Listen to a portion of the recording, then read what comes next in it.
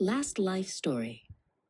Rohan slammed his bedroom door, the sound echoing through the quiet house. His parents, Priya and Rajesh, had just asked him to help with chores, but Rohan felt his time was far too important for such mundane tasks. He often grumbled, "They just don't get it," convinced his life was harder than theirs. Later that evening, at the dinner table, Priya tried to share a story about her day, but Rohan was glued to his phone, barely looking up. Rajesh gently reminded him to listen, but Rohan just rolled his eyes, muttering under his breath about how boring their lives were. Exhausted from a day of gaming and social media, Rohan finally flopped onto his bed. He pulled the covers up, still feeling a surge of resentment towards his parents. Why can't they just leave me alone, he thought, drifting off to sleep. As his eyes closed, a strange, swirling light enveloped him. Suddenly, Rohan wasn't in his room anymore. He was a silent observer in a different time. He saw a young Priya, his mother, working tirelessly at a small, dimly lit desk, stacks of books and papers surrounding her. Her face was smudged with ink, but her eyes held a fierce determination. The scene shifted.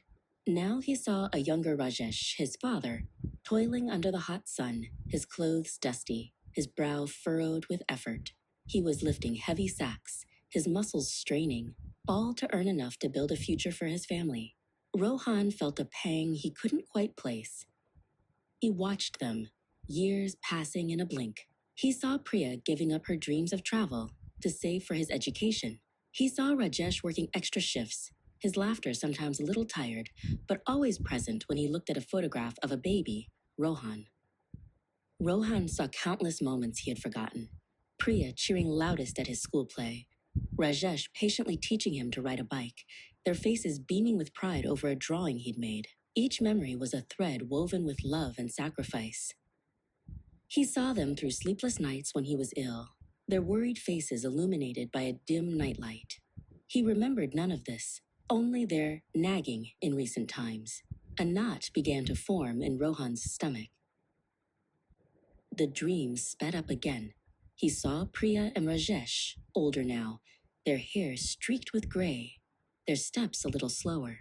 Yet their eyes still held the same unwavering love, even as Rohan, in his dream, pushed them away, lost in his own world. Then, the scene changed one last time. Rohan saw his parents, much older, sitting alone in a quiet room, a framed picture of him on the table.